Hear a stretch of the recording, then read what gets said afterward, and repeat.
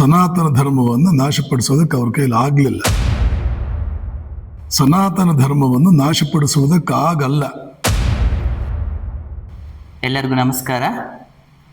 ಇಂದು ಗದಗ್ ಮತ್ತು ವಿಜಯಪುರದ ಶ್ರೀರಾಮಕೃಷ್ಣ ವಿವೇಕಾನಂದ ಆಶ್ರಮದ ಅಧ್ಯಕ್ಷರು ಮತ್ತು ಖ್ಯಾತ ಪ್ರವಚನಕಾರರು ಹಾಗೂ ವಿಜಯವಾಣಿ ದಿನಪತ್ರಿಕೆಯ ಪ್ರಸಿದ್ಧ ಅಂಕಣಕಾರರಾಗಿ ಮತ್ತು ಶ್ರೀರಾಮಕೃಷ್ಣ ವಿವೇಕಾನಂದ ಆಶ್ರಮ ತುಮಕೂರಿನ ವಿವೇಕ ದೀಪ್ತಿ ಪತ್ರಿಕೆಯಲ್ಲಿ ಲೇಖನಗಳನ್ನು ಬರೆಯುತ್ತಾ ಅದರೊಟ್ಟಿಗೆ ದಿವ್ಯತ್ರಯರ ಜೀವನ ಮತ್ತು ಸಂದೇಶಗಳನ್ನು ದೇಶ ವಿದೇಶಗಳಲ್ಲಿ ಮತ್ತು ಹಲವಾರು ಆಶ್ರಮಗಳಲ್ಲಿ ತಮ್ಮ ಉಪನ್ಯಾಸಗಳ ಮೂಲಕ ಪಸರಿಸುತ್ತಿರುವಂತಹ ಪರಮ ಪೂಜ್ಯ ಸ್ವಾಮಿ ನಿರ್ಭಯಾನಂದ ಸರಸ್ವತಿ ಮಹಾರಾಜ್ ಅವರು ನಮ್ಮೊಂದಿಗೆ ಇದ್ದಾರೆ. ಪೂಜ್ಯ ಸ್ವಾಮೀಜಿಯವರಿಗೆ ನಾನು ಭಕ್ತಿಪೂರ್ವಕ ಪ್ರಣಾಮಗಳನ್ನು ಸಲ್ಲಿಸುತ್ತೇನೆ. ಇಂದು ಪೂಜ್ಯ ಸ್ವಾಮೀಜಿಯವರೊಂದಿಗೆ ನಾವು ಪ್ರಶ್ನೋತ್ತರ ಸಂವಾದವನ್ನು ನಡೆಸೋಣ. ನಮ್ಮ ಮೊದಲ ಪ್ರಶ್ನೆ ಹೀಗಿದೆ: ಸನಾತನ ಹಿಂದೂ ಧರ್ಮವನ್ನು ನಾಶಪಡಿಸಲು ಅನೇಕ ಸಂಘಟನೆಗಳು ಮತ್ತು ಕಾರಣದ ಶಕ್ತಿಗಳು ಕೆಲಸ ಮಾಡುತ್ತಿವೆಯಲ್ಲ, ಇಂತಹ ಜಟಿಲ ಸನ್ನಿವೇಶದಲ್ಲಿ ಹಿಂದೂ ಒಬ್ಬನ ಪಾತ್ರ ಏನು? ದಯವಿಟ್ಟು ತಿಳಿಸಿ ಸ್ವಾಮೀಜಿ. ಸನಾತನ ಧರ್ಮವನ್ನು ನಾಶಪಡಿಸುವುದಕ್ಕೆ ಪ್ರಯತ್ನಗಳು ಇವತ್ತು ನಿನ್ನೆಯಿಂದ ನಡೀತಾ ಇರುವುದಲ್ಲ. ಬಹಳ ದಿನಗಳಿಂದ ಒಂದು ರೀತಿಯಲ್ಲಿ ಬುದ್ಧನ ಅನುಯಾಯಿಗಳು ಕೂಡ ಸನಾತನ ಧರ್ಮವನ್ನು ಸಂಪೂರ್ಣವಾಗಿ ನಿರ್ನಾಮ ಮಾಡಬೇಕು ಅಂತ ಪ್ರಯತ್ನ ಪಟ್ಟವರೇ. ಬೌದ್ಧರಿಗಿದ್ದಷ್ಟು ರಾಜಾಶ್ರಯ ಯಾರಿಗೂ ಇರಲಿಲ್ಲ. ಬೌದ್ಧರಿಗಿದ್ದಷ್ಟು ಚುರುಕು ಬುದ್ಧಿ, ಕೂದಲನ್ನು 1000 ರೀತಿಯಲ್ಲಿ ಸೀಳಿ ಅದರ ಒಳಗಡೆ ಏನಿದೆ ಅಂತ ನೋಡುವಂತಹ ಬೌದ್ಧಿಕ ಸಾಮರ್ಥ್ಯ ಯಾರಿಗೂ ಇರಲಿಲ್ಲ. ಬೌದ್ಧರು ಈಜಿಪ್ಟಿಂದ ಹಿಡಿದು ಜಪಾನ್ವರೆಗೆ ವ್ಯಾಪಿಸಿದ್ರು. ಇಷ್ಟೆಲ್ಲ ಇದ್ರೂ ಕೂಡ ಸನಾತನ ಧರ್ಮವನ್ನು ನಾಶಪಡಿಸೋದಕ್ಕೆ ಅವ್ರ ಕೈಲಿ ಆಗಲಿಲ್ಲ. ಏಕೆಂದರೆ ಸನಾತನ ಧರ್ಮವನ್ನು ನಾಶಪಡಿಸುವುದಕ್ಕಾಗಲ್ಲ. ಯಾರಿಗೂ ಎಂದಿಗೂ ಯಾವ ಕಾಲಕ್ಕೂ ಆಗಲ್ಲ. ಸನಾತನ ಧರ್ಮ ಅಂದರೆ ಅತ್ಯಂತ ಸೂಕ್ಷ್ಮವಾದ, ಅತ್ಯಂತ ಪ್ರಾರಂಭಿಕ ಮೂಲಭೂತ ಪ್ರಕ್ರಿಯೆಗಳಿಂದ, ಸೃಷ್ಟಿಯ ಪ್ರಾರಂಭದಿಂದ ಸೃಷ್ಟಿಯ ಅಂತ್ಯದವರೆಗೂ ಏನೇನು ಘಟನಾವಳಿಗಳು, ಏನೇನು ವ್ಯತ್ಯಾಸಗಳು, ಏನೇನು ಬದಲಾವಣೆಗಳು ನಡೆಯುತ್ತವೆಯೋ ಆ ಬದಲಾವಣೆಗಳೆಲ್ಲ ಹೇಗೆ ನಡೆಯಬೇಕು ಅಂತ ಬರೆದಿಡಲ್ಪಟ್ಟಿದೆಯೋ ಅದು ಸನಾತನ ಧರ್ಮ. ಸನಾತನ ಧರ್ಮದ ಬಗ್ಗೆ ನಿಮಗೆ ಬರ್ಕೊಡ್ತೀನಿ. ಇವತ್ತಿಗೂ 10 ಲಕ್ಷದಲ್ಲಿ ಒಬ್ಬರಿಗೆ ಸರಿಯಾಗಿ ಸನಾತನ ಧರ್ಮ ಅಂದರೆ ಏನು ಅಂತ ಗೊತ್ತಿಲ್ಲ. ಸನಾತನ ಧರ್ಮೀಯರಿಗೆ, ಸನಾತನ ಧರ್ಮವನ್ನು ಅನುಸರಿಸುವಂಥವರಿಗೆ 10 ಲಕ್ಷದಲ್ಲಿ ಒಬ್ಬರಿಗೆ ಸನಾತನ ಧರ್ಮ ಅಂದರೆ ಏನು ಅಂತ ಗೊತ್ತಿಲ್ಲ. ಅವ್ರಿಗೆ ಗೊತ್ತಿರೋದು ಭಕ್ತಿ ಯೋಗ. ಸನಾತನ ಧರ್ಮದಲ್ಲಿ 4 ಮುಖಗಳಿದೆ ಅದಕ್ಕೆ. ಅದರಲ್ಲಿ ಗೊತ್ತಿರುವುದು ಭಕ್ತಿ ಯೋಗ. ಆ ಭಕ್ತಿ ಯೋಗದಲ್ಲೂ ದೇವಸ್ಥಾನ, ಪೂಜೆ, ಪುನಸ್ಕಾರ ಇಷ್ಟೇ. ಜಪ, ಧ್ಯಾನ ಅದೆಲ್ಲ ಅವ್ರಿಗೆ ಗೊತ್ತೇ ಇಲ್ಲ.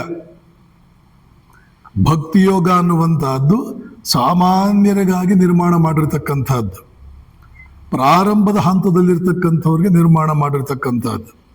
ಸನಾತನ ಧರ್ಮದ ಎತ್ತರದ ಸ್ತರಗಳು ಇನ್ನೂ ಬಹಳ ಇವೆ. ರಾಜಯೋಗ, ಜ್ಞಾನಯೋಗ ಇವೆಲ್ಲ ಸನಾತನ ಧರ್ಮದ ಎತ್ತರದ ಸ್ತರಗಳು. ಅಲ್ಲೆಲ್ಲ ಸನಾತನ ಧರ್ಮದ ಅದ್ಭುತವಾಗಿರ್ತಕ್ಕಂಥ ವೈಜ್ಞಾನಿಕ ಮುಖಗಳ ಪ್ರದರ್ಶನವಾಗುತ್ತದೆ, ವೈಜ್ಞಾನಿಕ ಆಯಾಮಗಳ ಪ್ರದರ್ಶನವಾಗುತ್ತದೆ. ಅತ್ಯಂತ ಆಧುನಿಕ ವಿಜ್ಞಾನವು ಸನಾತನ ಧರ್ಮದ ಯಾವುದೋ ಒಂದು ಸಣ್ಣ ಭಾಗದ ಪ್ರತಿಧ್ವನಿ. ಇದನ್ನು ನಾನು ಅದೆಷ್ಟು ಕಡೆಗಳಲ್ಲಿ ಹೇಳಿದ್ದೀನೋ, ಅದೆಷ್ಟು ರೀತಿಯಲ್ಲಿ ಹೇಳಿದ್ದೇನೋ, ಇದನ್ನು ನೀವು ಹೇಗೆ, ಯಾವ ಧೈರ್ಯದ ಮೇಲೆ ಹೇಳ್ತೀರಿ ಅಂತ ಯಾರಾದರೂ ಪ್ರಶ್ನೆ ಮಾಡಲಿ ಅನ್ನೋ ಉದ್ದೇಶದಿಂದಲೇ ಕೆಣಕುವ ದನಿಯಲ್ಲೇ ಹೇಳಿರ್ತೀನಿ. ಇವತ್ತಿನವರೆಗೆ ಒಬ್ಬರು ಕೆಣಕಿಲ್ಲ, ಯಾರೂ ಪ್ರಶ್ನೆ ಮಾಡಿಲ್ಲ, ಮಾಡೋಕ್ಕಾಗಲ್ಲ ಅವ್ರಿಗೆ. ಮಾಡಿದ್ರೆ ನನ್ನ ಹತ್ರ ಉತ್ತರ ಇದೆ. ಅಮೆರಿಕದ, ಯುರೋಪಿನ ಬೇರೆ ಬೇರೆ ವಿಶ್ವವಿದ್ಯಾಲಯಗಳಲ್ಲೂ ಕೂಡ ಇದನ್ನು ನಾನು ಹೇಳಿದ್ದೇನೆ. ಬೌಲ್ಡರ್ಸ್ ಯೂನಿವರ್ಸಿಟಿ ಅಂತ ಕೊಲೆರಡೋ ಪ್ರಾಂತ್ಯದಲ್ಲಿದೆ, ಅದು ಬುದ್ಧಿಸ್ಟ್ ಯೂನಿವರ್ಸಿಟಿ. ಅದು ಅಲ್ಲೂ ಕೂಡ ನಾನು ಇದನ್ನು ಹೇಳಿದ್ದೇನೆ. ಅಲ್ಲೂ ಪ್ರಶ್ನೋತ್ತರ ಕಾರ್ಯಕ್ರಮ ಇತ್ತು, ಆದರೆ ಈ ಪಾಯಿಂಟನ್ನು ಮುಟ್ಟೋದಕ್ಕೆ ಯಾರ ಕೈಯಲ್ಲೂ ಆಗಲಿಲ್ಲ. ಚೇಂಜ್ ಅನ್ನುವಂತಹದ್ದು ಜಗತ್ತಿನಲ್ಲಿ ಒಂದಿದೆ, ಅದು ನಿರಂತರ ಚೇಂಜ್ ಆಗ್ತಾ ಇರುತ್ತೆ. ಹೇಗಾಗುತ್ತೆ ಅನ್ನೋದನ್ನು ಐನ್ಸ್ಟೀನ್ ಹೇಳಿದ್ದಾರೆ. ಮತ್ತು ಹೇಗಾಯಿತು ಅನ್ನೋದನ್ನ ಫಿಸಿಕ್ಸ್ ಒಂದು ಸ್ವಲ್ಪ ಹೇಳುತ್ತೆ. ಈ ಕಡೆ ಐನ್ಸ್ಟೀನ್ ಕೂಡ ಅರ್ಧಂಬರ್ಧ ಹೇಳಿದ್ದಾರೆ. ಈ ಕಡೆ ಫಿಸಿಕ್ಸ್ ಹೇಗೆ ಪ್ರಾರಂಭ ಆಯಿತು ಅನ್ನೋ, ಈ ಸೃಷ್ಟಿ ಹೇಗೆ ಪ್ರಾರಂಭ ಆಯಿತು ಅನ್ನೋದನ್ನ ಫಿಸಿಕ್ಸ್ ಅರ್ಧಂಬರ್ಧ ಹೇಳಿದೆ. ಮತ್ತು ಮನುಷ್ಯ ಅಮೀಬಾದಿಂದ ಹಿಡಿದು ಬುದ್ಧನವರೆಗೆ ವಿಕಾಸವನ್ನು ಹೊಂತಾನಲ್ಲ, ಹೇಗೆ ವಿಕಾಸವನ್ನು ಹೊಂತಾನೆ ಎನ್ನುವಂತಹದ್ದು ಚಾರ್ಲ್ಸ್ ಡಾರ್ವಿನ್ ಅನ್ನುವ ಮತ್ತೊಬ್ಬ ಸುಪ್ರಸಿದ್ಧ ವಿಜ್ಞಾನಿ ಅಮೀಬಾಯಿಂದ ಹಿಡಿದು ಮನುಷ್ಯನವರೆಗೆ ಹೇಗೆ ಬರುತ್ತೆ ಅಂತ ಹೇಳ್ತಾನೆ. ಮನುಷ್ಯನಿಂದ ದೈವತ್ವದವರೆಗೆ ಹೇಗೆ ಹೋಗುತ್ತೆ ಅಂತದ್ದು ಹೇಳಲಿಲ್ಲ. ತಾತ್ಪರ್ಯ ಏನು ಗೊತ್ತಾ? ಇವತ್ತಿನ ಆಧುನಿಕ ವಿಜ್ಞಾನದ ಪ್ರಮುಖ ಸಂಶೋಧನೆಗಳು ಅರ್ಧಂಬರ್ಧ ಹೇಳಿ ಆಮೇಲೆ ಕೂತ್ಬಿಟ್ಟಿವೆ. ಯಾಕೆ ಕೂತಿವೆ ಅಂದರೆ, ಇನ್ನು ಮುಂದಿನ ಅರ್ಧ ಹೇಳಬೇಕು ಅಂದರೆ ಅವರು ಸನಾತನ ಧರ್ಮದಲ್ಲಿ ಏನಿದೆಯೋ ಅದನ್ನೇ ಹಾಗೆ ಹೇಳಬೇಕು. ಇಲ್ಲ ಅವರಿಗೆ ಅದು ಗೊತ್ತಿಲ್ಲ, ಇಲ್ಲ ಅವರಿಗೆ ಅಯ್ಯೋ ನಾವು ವಿಜ್ಞಾನ ಹೇಳೋದಕ್ಕೆ ಹೋಗ್ಬಿಟ್ಟು ಸನಾತನ ಧರ್ಮದ ಪ್ರಚಾರಕರಾಗ್ಬಿಡ್ತೀವಲ್ಲ ಅನ್ನುವ ಪೂರ್ವಗ್ರಹ. ಸತ್ಯವನ್ನು ಹೇಳಲೇಬೇಕು ಅನ್ನುವ ಬದ್ಧತೆ ಅವರಲ್ಲಿದ್ದರೆ, ಅವರಲ್ಲಿ ಒಂದು ವ್ರತ ಇದ್ದರೆ, ಇನ್ನು ಮುಂದುವರೆದ ಭಾಗಗಳು ಥಿಯರಿ ಆಫ್ ರಿಲೇಟಿವಿಟಿಯಲ್ಲಾಗಲಿ, ಮಾಡರ್ನ್ ಫಿಸಿಕ್ಸ್ನಲ್ಲಿ ಸೃಷ್ಟಿ ಹೇಗಾಯಿತು ಅನ್ನುವಂಥದ್ದಾಗಲಿ, ಡಾರ್ವಿನ್ನ ವಿಕಾಸವಾದವಾಗಲಿ, ಯಾವ ಭಾಗವನ್ನು ಈಗ ಹೇಳದೆ ಬಿಟ್ಟಿದ್ದಾರೋ ಅದನ್ನು ಹೇಳೋದಕ್ಕೆ ಹೊರಟ್ರೆ ಸನಾತನ ಧರ್ಮವನ್ನು ಬಿಟ್ಟು ಬೇರೆ ಇನ್ನೇನು ಹೇಳೋದಕ್ಕಾಗಲ್ಲ. ಇದರ ಅರ್ಥ ಏನು? ಸನಾತನ ಧರ್ಮ ಸೈನ್ಸ್ಗಳ ಹೈಯರ್ ಸೈನ್ಸ್, ಮುಖ್ಯವಾದ ಸೈನ್ಸ್ಗಳ ಅಡ್ವಾನ್ಸ್ಡ್ ಪಾರ್ಟ್. ಸೈನ್ಸನ್ನು ಯಾರಾದರೂ ಹಾಳು ಮಾಡೋಕ್ಕಾಗುತ್ತಾ? ಸಾಧ್ಯ ಇಲ್ಲ. ಸನಾತನ ಧರ್ಮವನ್ನು ಹೇಗೆ ಹಾಳು ಮಾಡೋಕ್ಕಾಗುತ್ತೆ? ಆದ್ದರಿಂದ ಸನಾತನ ಧರ್ಮವನ್ನು ಹಾಳುಗೆಡಬೇಕು ಅಂತ ಹೊರಟಿದಾರಲ್ಲ, ಅವ್ರಿಗೆಲ್ಲ ಹೇಳ್ತೇನೆ, ಈ ಜಗತ್ತಿನಲ್ಲೇ ಮಹಾ ದಡ್ಡ ಮನುಷ್ಯರಿಗೆ ಏನಾದರೂ ಒಂದು ಪ್ರಶಸ್ತಿ ಇದ್ದರೆ ನಿಮಗೆಲ್ಲ ಒಬ್ಬೊಬ್ಬರಿಗೂ 1, 2, 3 ನಿಮ್ಮ ಸಾಮರ್ಥ್ಯಕ್ಕೆ ತಕ್ಕಂತೆ ನಿಮಗೆ ಪ್ರಶಸ್ತಿಗಳನ್ನು ಕೊಡಬೇಕೇ ಹೊರತು, ನೀವು ಏನು ತಿಪ್ಪೆರ ಲಾಗ ಹೊಡೆದ್ರು ಈಗೆಲ್ಲ ಇನ್ನು ಸಾವಿರಾರು ಜನ ನಾಸ್ತಿಕರನ್ನ ಆ ತಮಿಳ್ನಾಡಿನಲ್ಲಿ ಯಾರೋ ಒಬ್ಬ ಪೆರಿಯಾರ್ ಅಂತ ಬಂದಂತೆ, ಇನ್ನೊಂದು ಕಡೆ ಇನ್ನೊಬ್ರು ಯಾರೋ ಬಂದ್ರಂತೆ, ಇವರು ಬರ್ತಿರ್ತಾರೆ ಹೋಗ್ತಿರ್ತಾರೆ, ಬರೋದಕ್ಕೇನು ಕಡಿಮೆ ಇಲ್ಲ, ಹೋಗೋದಕ್ಕೇನು ಕಡಿಮೆ ಇಲ್ಲ. ನೀವು ಏನು ಲಾಗ ಹೊಡೆದ್ರು ಸನಾತನ ಧರ್ಮದ ಒಂದು ಅಂಶವನ್ನೂ ಕೂಡ ನೀವು ಏನೂ ಮಾಡ್ಲಾರ್ರಿ, ಅದಕ್ಕೆ ಧಕ್ಕೆ ತರಲಾರ್ರಿ. ಅಷ್ಟೇ ಅಲ್ಲ, ನಿಜಕ್ಕೂ ಸತ್ಯವನ್ನು ತಿಳಿಯಬೇಕು ಅಂತ ಒಬ್ಬ ಮನುಷ್ಯನಿಗೆ ಸತ್ಯದ ಹುಚ್ಚು ಹಿಡಿದಿದ್ದೆ ಆದರೆ ಸನಾತನ ಧರ್ಮವನ್ನು ಬಿಟ್ಟು ಅವನಿಗೆ ಬೇರೆ ಮಾರ್ಗವಿಲ್ಲ ಅನ್ನುವುದನ್ನು ಈ ಪ್ರಪಂಚದ ಯಾವ ವೇದಿಕೆಯಿಂದ ಬೇಕಾದರೂ ನಾನು ಸಾಬೀತುಪಡಿಸ್ತೇನೆ. ಆದ್ದರಿಂದ ಸನಾತನ ಧರ್ಮಕ್ಕೆ ಚ್ಯುತಿ ಇಲ್ಲ, ಆರಾಮಾಗಿರಬಹುದು ಸನಾತನ ಧರ್ಮೀಯರು. ಇಂತಹ ಜಟಿಲ ಸನ್ನಿವೇಶದಲ್ಲಿ ಹಿಂದೂ ಒಬ್ಬನ ಪಾತ್ರ ಏನು? ಇಂತಹ ಸನ್ನಿವೇಶದಲ್ಲಿ ಹಿಂದೂ ನಿನ್ನ ಧರ್ಮ ಏನು ಅಷ್ಟು ಅದ್ಭುತವಾಗಿದೆ ಅನ್ನೋದನ್ನು ತಿಳ್ಕೊ. ಸ್ವಾಮಿ ವಿವೇಕಾನಂದರ ಪುಸ್ತಕಗಳನ್ನು ಓದದೆ, ರಾಮಕೃಷ್ಣಾಶ್ರಮದ ಪ್ರಕಟಣೆಗಳನ್ನು ಓದದೆ, ಸ್ವಾಮಿ ರಂಗನಾಥಾನಂದಜಿ ಮೊದಲಾದಂತಹ ರಾಮಕೃಷ್ಣಾಶ್ರಮದ ಹಿರಿಯ ಸನ್ಯಾಸಿಗಳ ಬರಹಗಳನ್ನು ಓದದೆ ಸನಾತನ ಧರ್ಮ ನಿಜಕ್ಕೂ ಏನು ಅನ್ನುವಂಥದ್ದು ನಿಮ್ಗೆ ಗೊತ್ತಾಗಲ್ಲ. ಒಬ್ಬ ಹಿಂದೂ, ನಿಮಗೆಲ್ಲ ಸನಾತನ ಧರ್ಮ ಅಂದರೆ ನಿಮಗೆ ಕಲ್ಪನೆಯೇ ಇಲ್ಲ. ಯಾರಾದರೂ ಏನಾದರೂ ಹೀಗೆ ಹೇಳಿದ್ರೆ ಎಲ್ಲರಿಗೂ ಒಂದು ನಂಬಿಕೆ ಬೇಕು, ಬಾಳಿಗೊಂದು ನಂಬಿಕೆ ಅಂತ ಏನೋ ಚಂದಮಾಮ ಕಥೆಗಳನ್ನು ಹೇಳಿಬಿಟ್ಟು ಬಂದ್ಬಿಡ್ತಾರೆ ಈ ಹಿಂದೂಗಳಾದವರು. ಸನಾತನ ಧರ್ಮದ ಚಾಂಪಿಯನ್ಸ್ ನಾವು ಅಂತ ಅಂದ್ಕೊಂಡಿರೋರು ಈ ಟೆಲಿವಿಷನ್ನಲ್ಲಿ ಇತ್ಯಾದಿ ಕಡೆ ಅವ್ರನ್ನೆಲ್ಲ ಕರೀತಾರಲ್ಲ, ಅಲ್ಲಿ ಹೋಗೋದು, ಅಲ್ಲಿ ಒಂದು ರೀತಿ ಸೋತ್ ಮುಖ ಹಾಕ್ಕೊಂಡು ಆ ಬೇರೆಯವರು ಅಷ್ಟು ಜೋರಾಗಿ ಪ್ರಶ್ನೆಗಳನ್ನು ಕೇಳ್ತಾ ಇದ್ರೆ ಇವರು ಒಂಥರ ಡಿಫೆನ್ಸಿವ್ ಅಥವಾ ಒಂದು ರೀತಿ ಅಪಾಲಜೆಟಿಕ್ ಟೋನ್ನಲ್ಲಿ, ಡಿಫೆನ್ಸಿವ್ ಟೋನ್ನಲ್ಲಿ ಮಾತನಾಡಿ ಈ ಸನಾತನ ಧರ್ಮದಲ್ಲಿ ಸತ್ವಾನೇ ಇಲ್ವೇನೋ ಅದಕ್ಕೆ ಇವರು ಒಂಥರ ಡಿಫೆನ್ಸಿವ್ ಆಗಿ ಹೋಗ್ತಿದ್ದಾರೆ ಅಂತ ವ್ಯೂಯರ್ಸ್ ಟಿ ವಿನಲ್ಲಿ ಅನಿಸ್ಬೇಕು. ಆ ರೀತಿ ಮಾತಾಡ್ತಾರೆ. ಯಾಕೆ ಮಾತಾಡ್ತಾರೆ ಅಂದರೆ ಅವ್ರಿಗೆ ಗಂಧ ಗಾಳಿಯೂ ಗೊತ್ತಿಲ್ಲ. ಟಿ ವಿಯವರು ಕೂಡ ಕರೆಕ್ಟ್ ಆದವ್ರನ್ನ ಕರೆಸ್ಬೇಕು. ಯಾರಂದರೆ ಅವ್ರನ್ನ ಕರೆಸ್ಬಿಡೋದಲ್ಲ ಸನಾತನ ಧರ್ಮ ಅಂತಂದರೆ. ಇಲ್ಲಿ ಹಿಂದುವಿನ ಕರ್ತವ್ಯ ಇಷ್ಟೇ, ನಿನ್ನ ಧರ್ಮದಲ್ಲಿ ಹೆಮ್ಮೆ ಪಟ್ಕೋ. ವಿವೇಕಾನಂದರೇ ಹೇಳ್ತಾರೆ, I am a proud Hindu, I am proud to call myself a Hindu ಅಂತ ಹೇಳ್ಬಿಟ್ಟು ಹೇಳ್ತಾರೆ. ಅಂತಾದ್ರಲ್ಲಿ ನಿನಗೆ ಯಾಕೆ ನಿನ್ನ ಧರ್ಮದಲ್ಲಿ ಹೆಮ್ಮೆ ಇಲ್ಲ? ಹೆಮ್ಮೆ ಪಡು, ನಿನ್ನ ಧರ್ಮ ಏನು ಅಂತ ಅರ್ಥ ಮಾಡ್ಕೋ. ಹೆಮ್ಮೆಯಿಂದ ಎದೆ ಉಬ್ಬಿಸಿ ತಲೆ ಎತ್ತಿ ನಾನೊಬ್ಬ ಹಿಂದೂ ಅಂತ ಸಿಕ್ಕ ಅವಕಾಶದಲ್ಲಿ ಹೇಳ್ಕೊಂಡು ಅದನ್ನು ಆಚರಣೆ ಮಾಡು. ಹಿಂದೂ ಧರ್ಮ ಏನು ಹೇಳುತ್ತೆ? ವಿಶಾಲವಾದ, ಅತ್ಯಂತ ವೈಜ್ಞಾನಿಕವಾದ, ವೈಶಾಲ್ಯ ಮತ್ತು ವೈಜ್ಞಾನಿಕತೆ ಸನಾತನ ಧರ್ಮದ ಎರಡು ಪ್ರಮುಖ ಲಕ್ಷಣಗಳು. ಇನ್ಯಾವ ಧರ್ಮಕ್ಕೂ ಇಷ್ಟು ವೈಶಾಲ್ಯ ಇಲ್ಲ, ಇನ್ಯಾವ ಧರ್ಮಕ್ಕೂ ಇಷ್ಟು ವೈಜ್ಞಾನಿಕತೆ ಇಲ್ಲ. ಆದ್ದರಿಂದ ಸನಾತನಿ, ಪುಣ್ಯ ಮಾಡಿದೀಯ ನೀನು ಸನಾತನಿ ಆಗೋದಕ್ಕೆ, ಶ್ರದ್ಧೆಯಿಂದ ಪಾಲನೆ ಮಾಡ್ಕೊಂಡು ಬಾ. ಇದೇ ಈಗ ಸದ್ಯಕ್ಕೆ ನನಗಿರುವ ಕರ್ತವ್ಯ. ನಮ್ಮ ಮುಂದಿನ ಪ್ರಶ್ನೆ, ಇಂದಿನ ಯುವಜನತೆ ಧರ್ಮ ಆಧ್ಯಾತ್ಮದಲ್ಲಿ ಆಸಕ್ತಿ ವಹಿಸುವಂತೆ ಏನ್ ಮಾಡಬೇಕು? ಯುವಜನತೆಗೆ ಆಸಕ್ತಿ ಇದೆ. ಸ್ವಾಮಿ ಚಿನ್ಮಯಾನಂದರು ಅಂತ ಬಹಳ ದೊಡ್ಡ ಜ್ಞಾನಿಗಳು ಸುಮಾರು 20-30 ವರ್ಷಗಳ ಹಿಂದೆನೇ ಹೇಳಿದ್ರು. ಏನು ಹೇಳಿದರು ಅಂದರೆ, Indian youth are not useless, they are used less. They are not hopeless, they are hoped less ಅಂತ ಹೇಳಿದರು. ಭಾರತೀಯ ಯುವತಿಯರು ತಪ್ಪಿಲ್ಲ. ಹಿರಿಯರು ಅವ್ರಿಗೆ ಸರಿಯಾದ ರೀತಿಯಲ್ಲಿ ಮಾರ್ಗದರ್ಶನ ಕೊಡ್ತಾ ಇಲ್ಲ. ಈಗ ಒಬ್ಬ ತಂದೆಗೋ ತಾಯಿಗೋ ಈ ಹಬ್ಬ ಯಾಕೆ ಮಾಡಬೇಕು ಅಂತ ಒಬ್ಬ ಹುಡುಗ ಕೇಳಿದ್ರೆ ತಂದೆ ಹತ್ರ ಉತ್ತರ ಇಲ್ಲ. ಗಣಪತಿಗೆ ಸೊಂಡಿಲು ಯಾಕಿದೆ ಕೇಳ್ತಾನೆ, ಉತ್ತರ ಇಲ್ಲ. ಗಣಪತಿ ಪಾರ್ವತಿಯ ಮೈ ಮಣ್ಣಿನಿಂದ ನಿರ್ಮಾಣವಾದವನು ಅಂತ ಹೇಳ್ತಾರಲ್ಲ, ಪಾರ್ವತಿಯ ಮೈಯಲ್ಲಿ ಅಷ್ಟೊಂದು ಮಣ್ಣಿತ್ತೆ. ಇದನ್ನು ಇವತ್ತು ಹಿಂದೂ ಧರ್ಮದ ಕ್ರಿಟಿಕ್ಸ್, ಎಷ್ಟೋ ಜನ ಕಾವಿ ಬಟ್ಟೆ ಹಾಕೊಂಡಿರೋರು ಕೂಡ ಕೆಲವು ಉಪನ್ಯಾಸಗಳನ್ನು ಕೇಳಿದೆ. ಪಾರ್ವತಿಯ ಮೈ ಮೇಲಿನ ಮಣ್ಣಿನಿಂದ ಗಣಪತಿ ನಿರ್ಮಾಣ ಆದ ಅಂತ ಹೇಳ್ತಾರೆ. ಅವಳು ಹಂಗಾದ್ರೆ ಜಳಕಾನೆ ಮಾಡಿರ್ಲಿಲ್ಲ ಏನ್ರಿ? ಅವಳ ಮೈ ಮೇಲೆ ಅಷ್ಟೊಂದು ಮಣ್ಣಿತ್ತೇನ್ರಿ ಅಂತ ಇವರು ಒಬ್ರು ಮುದುಕರು ಸ್ವಾಮಿಗಳು. ಇವರು ಕೇಳೋದಕ್ಕೂ ಸರಿ, ಮುಂದೆ ಕೂತವರು ನಗೋದಕ್ಕೂ ಸರಿ. ಕುಹಕಿಗಳಿಗೆ ಇದೆಲ್ಲ ಅದ್ಭುತವಾದಂಥ ಅವಕಾಶಗಳು. ಅವೆಲ್ಲ ಸಾಂಕೇತಿಕ. ಪಾರ್ವತಿ ಅಂದರೆ ಏನು, ಅವಳ ಮೈ ಅಂದರೆ ಏನು, ಮೈ ಮೇಲಿನ ಮಣ್ಣು ಅಂದರೆ ಏನು, ಇವೆಲ್ಲ ಸಾಂಕೇತಿಕ. ಇದು ಸಾಂಕೇತಿಕ. ನಿಜವಾದ ಅರ್ಥ ಹೀಗಿದೆ ಅಂತ ತಂದೆ ತಾಯಂದಿರು ಅದಕ್ಕೆ ಸರಿಯಾದ ಉತ್ತರ ಕೊಡಲಿಲ್ಲ ಅಂದರೆ ಬೆಳೀತಾ ಇರೋ ಮಕ್ಕಳು ಅದನ್ನ ಯಾಕೆ ಅನುಸರಿಸ್ತಾರೆ? ಸಾಲದ್ದಕ್ಕೆ ಟೀಕಾಕಾರರಂತೂ, ವಿಮರ್ಶಕರು ಟೀಕಾಕಾರರು ಇದ್ದೇ ಇದ್ದಾರೆ. ನೋಡು, ನಿಮ್ಮ ದೇವರು ಒಬ್ಬನಿಗೆ ಆನೆ ಮುಖ ಇದೆ, ಇನ್ನೊಬ್ಬನಿಗೆ ಮಂಗನ ಮುಖ ಇದೆ, ಹೇಗೆ ಸಮುದ್ರ ದಾಟ್ತಾನ ಅವನು, ಒಂದು ಕೈನಲ್ಲಿ ಒಂದು ಬೆಟ್ಟ ತಗೊಂಡು ಬರೋದಕ್ಕೆ ಬರುತ್ತಾ? ಹೀಗೆಲ್ಲ ಪ್ರಶ್ನೆಗಳು ಕೇಳ್ತಾರೆ. ಅವಾಗ ಇವರು ಕರೆಕ್ಟಾಗಿ ಉತ್ತರ ಕೊಡೋಲ್ಲ. ಸರಿಯಾಗಿ ಉತ್ತರ ಕೊಡೋಕ್ಕಂಥ ಜಾಗಕ್ಕೆ ಕರ್ಕೊಂಡು ಹೋಗಲ್ಲ, ಒಂದು ಆಶ್ರಮಗಳಿಗೂ ಕರ್ಕೊಂಡು ಹೋಗಲ್ಲ. ರಾಮಕೃಷ್ಣಾಶ್ರಮದ ಪುಸ್ತಕಗಳಲ್ಲಿ ಉತ್ತರ ಸಿಗುತ್ತೆ, ರಾಮಕೃಷ್ಣಾಶ್ರಮದ ಸಾಧುಗಳ ಹತ್ರ ಉತ್ತರ ಸಿಗುತ್ತೆ, ಅಲ್ಲಿ ಕರ್ಕೊಂಡು ಹೋಗಲ್ಲ. ಮತ್ತೆ ಈಗಿನ ಕಾಲದಲ್ಲಿ ಮಕ್ಕಳಿಗೆ ನಮ್ಮ ಧರ್ಮದಲ್ಲಿ ಶ್ರದ್ಧೆ ಇಲ್ಲ ಅಂತ ಸುಮ್ಮನೆ ಒಂದು ಸಬೂಬು ಹೇಳ್ಕೊಂಡು ಆ ಮಕ್ಕಳ ಮೇಲೆ ಗೂಬೆ ಕೊಡಿಸ್ತಾರೆ. ಈ ದೇಶದ ಮಕ್ಕಳು ಯಾವ ರೀತಿಯಲ್ಲೂ ಕೆಟ್ಟವರಿಲ್ಲ. ಈ ದೇಶದ ಮಕ್ಕಳಲ್ಲಿ ಯಾವ ರೀತಿಯ ದೋಷವೂ ಇಲ್ಲ.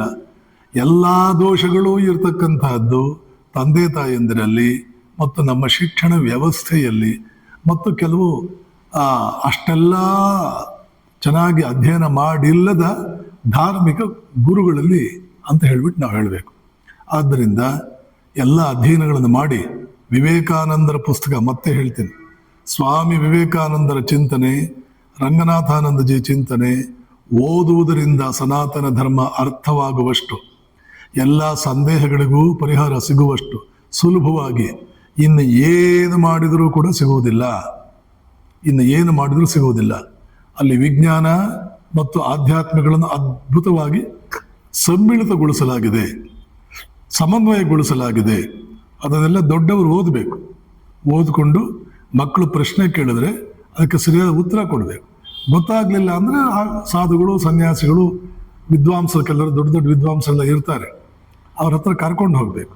ಕರ್ಕೊಂಡೋಗಿ ಸರಿಯಾಗಿ ಉತ್ತರ ಕೊಡಿಸಿದ್ರೆ ಗಾಯತ್ರಿ ಮಂತ್ರದ ಅರ್ಥ ಏನು?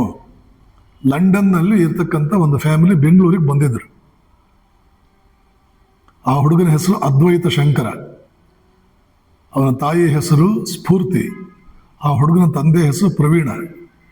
ಲಂಡನ್ನಲ್ಲಿದ್ದವರು ಇಂಡಿಯಾಗೆ ಬಂದು ಇಲ್ಲಿ ಉಪನಯನ ಮಾಡಿಸಿದ್ರು.